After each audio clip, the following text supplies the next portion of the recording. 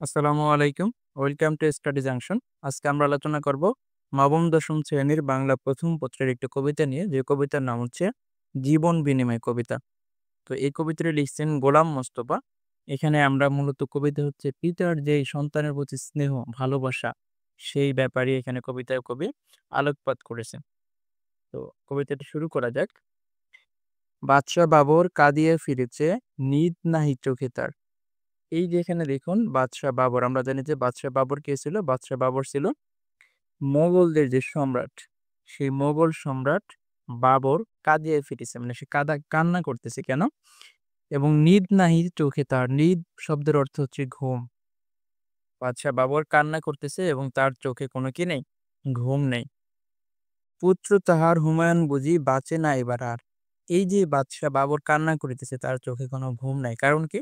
কারণ হচ্ছে তার ছেলে, যে ছেলের নাম ছিল হুমায়ুন, সে একটা রোগে আক্রান্ত।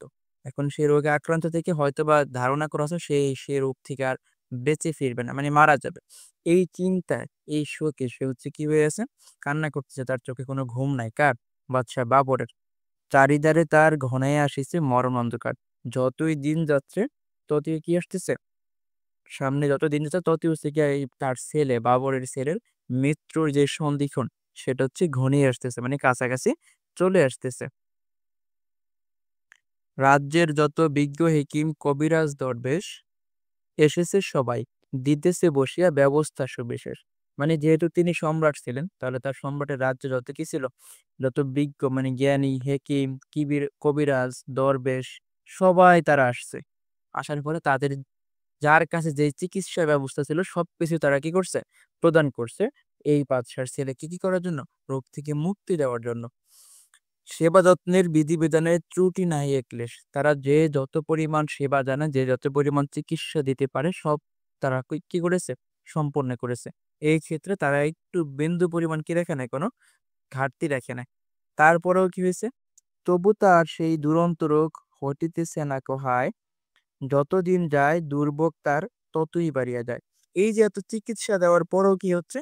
তার কোনো কি হচ্ছে না, মানে রোগ তার শরীর থেকে সরতেছে না, মানে রোগ সেরে উঠছে না। বরঞ্চ যত দিন যায় ততই হচ্ছে গিয়ে তার দুর্ভোগ বেড়ে যাচ্ছে, তার কষ্ট বেড়ে যাচ্ছে। জীবন প্রদীপ নিবিয়া আসিছে অস্তরবীর প্রায়। এই যে এখানে দেখুন অস্তরবি মানে হচ্ছে গিয়ে যেই ডুবন্ত সূর্য, মানে সূর্য যখন অস্ত যায়, সেই রবি মানে সূর্য, অস্ত মানে ডুবন্ত, মানে অস্ত যায় এরকম সূর্য। তেমনি হচ্ছে গিয়া এই বাদশাহ বাবরের ছেলে হুমায়ুনের জীবন কি হচ্ছে? একদম অন্তিম মুহূর্তে চলে আসছে। মানে জীবন যায় যেমন একটা পর্যায়ে কি আসছে? তার জীবন চলে আসছে। সুধালো বাবর ব্যগ্র কণ্ঠে বিশুখ বৃন্দে ডাকে। এরপর এই যে এখানে দেখুন, সুধালো শব্দের অর্থ হচ্ছে জিজ্ঞাসা করলো, মানে বাবর জিজ্ঞাসা করলো কাদেরকে? বিশুখ বৃন্দে। বিশুখ বৃন্দ মানে চিকিৎসকদেরকে। বাবর এবার হচ্ছে একটা পর্যায়ে যখন তার আর ধৈর্য কুলাচ্ছে না, তখন সে হচ্ছে গিয়ে চিকিৎসক বৃন্দের যারা ছিল সবাইদেরকে ডাকে তিনি কি করতেছেন? জিজ্ঞাসা করলেন। কি জিজ্ঞাসা করছেন? বলো বলো আজই সত্যি করিয়া দিও না কোমরে ফাঁকি। এই রোগ হতে বাদশাহজাদার মুক্তি মিলিবে নাকি? বলতেছে তোমরা হচ্ছে গিয়ে আমাকে আর কোনো এরকম সান্ত্বনা সূচক কথা বলো না। কোনো কথা বলে যেটা হচ্ছে গিয়ে আসলে সত্য লুকায়ও না তোমরা। যেটা সত্য সেটাই আমাকে বলো। সত্য লুকিয়ে আমাকে তোমরা কি করো না? ফাঁকি দিও না। তোমরা বলো যে এই বাদশাহজাদার মানে এই হুমায়ুনের যে রোগ হয়েছে, সেই রোগ থেকে মুক্তি পাবে কিনা? নাকি এই রোগে সে মারা যাবে, সেটা তোমরা আজকে আমাকে কি করো? সত্য কথা বলো। আমাকে হচ্ছে গিয়ে মিথ্যা কথা বলে কোনো আশ্বাস দিও না। এই কথা শোনার পর এবার হচ্ছে যেই বিশেষজ্ঞ মানে চিকিৎসকরা ছিল, তারা তাদের রিঅ্যাকশন কেমন ছিল? নতমস্তকে রহিল সবাই, কহিল না কোনো কথা। মানে যত চিকিৎসক সেখানে ছিল সবাই হচ্ছে গিয়ে মাথা নিচু করে দিছিল। এই যে নতমস্তকে মানে হচ্ছে মাথা নিচু করে রাখা, এবং তারা কেউ কি করলো না? কোনো কথা বলল না। মুখর হইয়া উঠিল তাদের সেই নিষ্ঠুর নীরবতা। এখন এই যে তারা সবাই চুপচাপ, বাদশার কথার প্রতি উত্তর না দিয়ে সবাই যে চুপ হয়ে আছে, মানে নীরব হয়ে থাকে কিন্তু সম্মতির লক্ষণ। তো যখন তারা কোনো রিঅ্যাকশন না করে, কথা না বলে চুপ হয়ে আছে, তখন মনে হচ্ছে বাদশা যাতে বুঝে গেছে যে আসলে তার ছেলের জীবনের যেই মুক্তির যে আশা, সেটা হয়তোবা আর কি নাই। সেলসম আসি বাবরের বুকে বিধিল কিসের ব্যথা। এই তখন হচ্ছে গিয়ে যখন এমন একটা রিয়েলাইজেশন তার ভিতরে আসলো যে না, তার ছেলে হয়তো বা বাঁচবে না, যেহেতু চিকিৎসকরা তাকে কোনো আশ্বাস দিচ্ছে না, তখন তার বুকে এমন একটা ব্যথা আসলো যেটা হচ্ছে কিসের মতো? তীক্ষ্ণ অস্ত্রের মতো।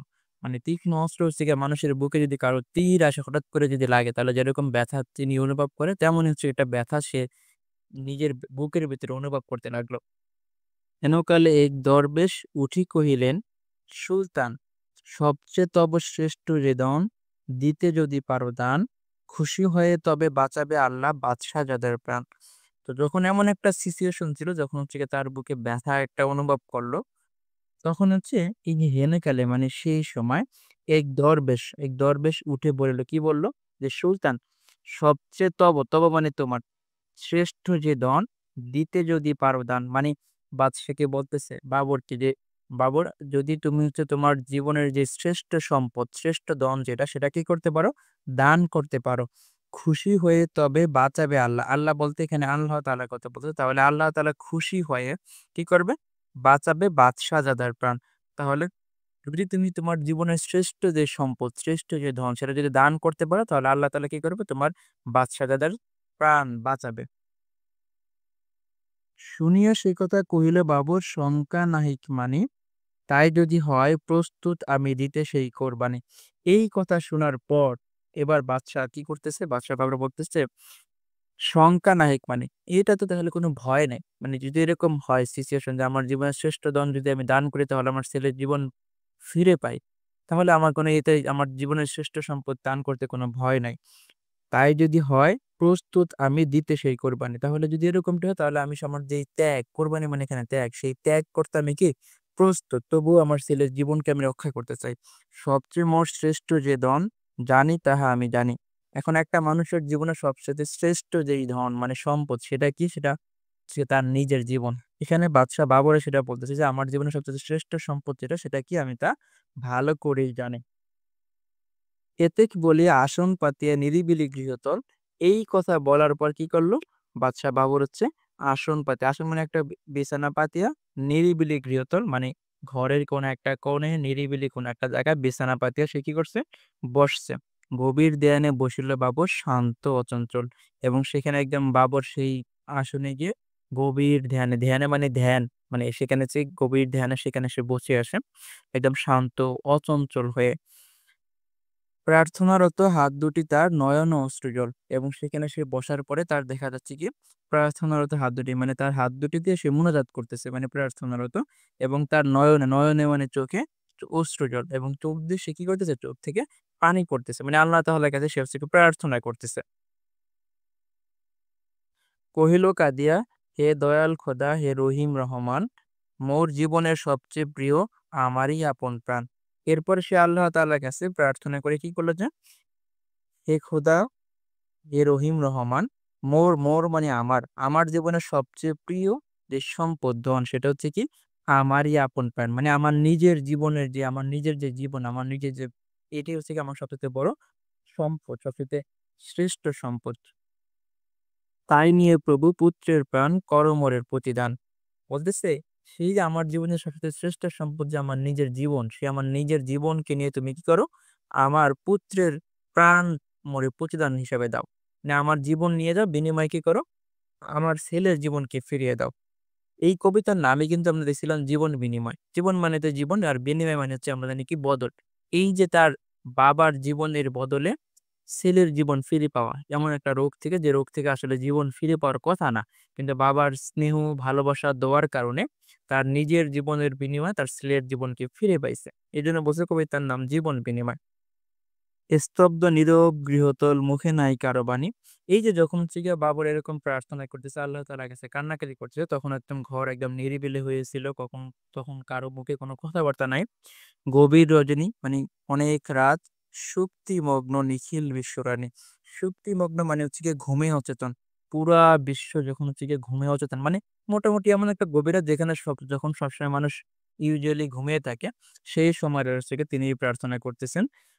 আকাশে বাতাসে ধ্বনিতেছে যেন গোপন কি কানাকানি। এমন একটা মানে ফিসফিসানি যে আকাশে বাতাসে কি যেন একটা গোপনে কানাকানি হইতেছে। এমন একটা মানে থিম, এমন একটা আবহাওয়া কি হচ্ছে? সৃষ্টি হয়েছে।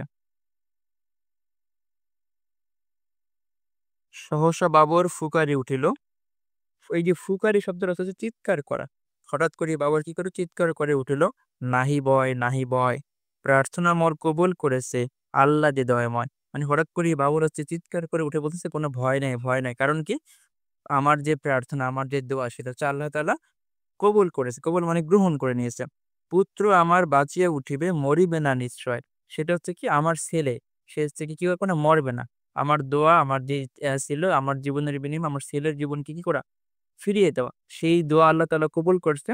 তার মানে আমার পুত্র বাঁচিয়া উঠিবে, মরিবে না নিশ্চয়। আমার ছেলে কি করবে না? এই যাত্রায় এই রোগে মারা যাবে না। ঘুরিতে লাগিল পুলকে বাবুর পুত্রর চারিপাশ, নিরাশ হৃদয় সে যেন আশার দৃপ্ত জয়োল্লাস।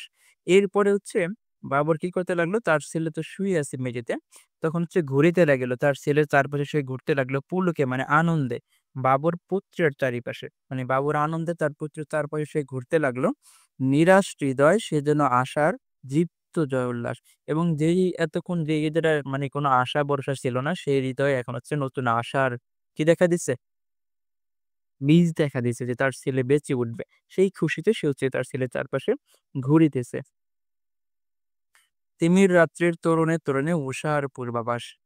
এখানে দেখুন তিমির রাতের তরণে তরণে উষার পূর্বাভাস বলতে হচ্ছে গিয়ে সকালবেলা যে রাতের যে অন্ধকার, সেই অন্ধকার কাটিয়ে সকালবেলা যখন সূর্য উঠে, তখন হচ্ছে কি হয়ে যায়? আলো হয়ে যায়। তেমনি এখানে যে বাবরের ছেলে, তার ছেলে যে হুমায়ুন, হুমায়ুনের জীবনে যে রোগ ছিল, যে বিপদ ছিল, সেই বিপদ কেটে ভালো সময়ের কি আসছে? পূর্বাভাস আসতেছে। মানে ভালো সময় আসছে। তার রোগ কেটে গিয়ে ভালো সময় তার জীবনে আসতেছে। সেই দিন হতে রোগ লক্ষণ দেখা দিল বাবরের, হৃষ্টচিত্তে গ্রহণ করিল শয্যাসীর মরণের। এই যে যেদিন থেকে প্রার্থনা করছে সেই দিন থেকেই তার ছেলের শরীরে যে রোগটা ছিল সেই রোগটা হচ্ছে গিয়ে ধীরে ধীরে তার ছেলের শরীর থেকে কমে গিয়ে সেই দিন থেকেই তার বাবার মানে বাবরের শরীরে দেখা দিল। মানে যেই রোগটার কারণে তার ছেলে হুমায়ুনের মারা যাওয়ার কথা, সেই রোগটা এখন কার শরীরে দেখা দিচ্ছে? বাবরের শরীরে। মানে হুমায়ুনের বাবা, যে সম্রাট বাবর, তার শরীরে দেখা দিচ্ছে। এবং অন্যদিকে হুমায়ুন হচ্ছে গিয়ে ধীরে ধীরে সুস্থ হয়ে যাচ্ছে। এবং এই যে তার শরীরে যে রোগটা চলে আসছে, এই রোগটা আসা মানে কিন্তু মৃত্যু হওয়া।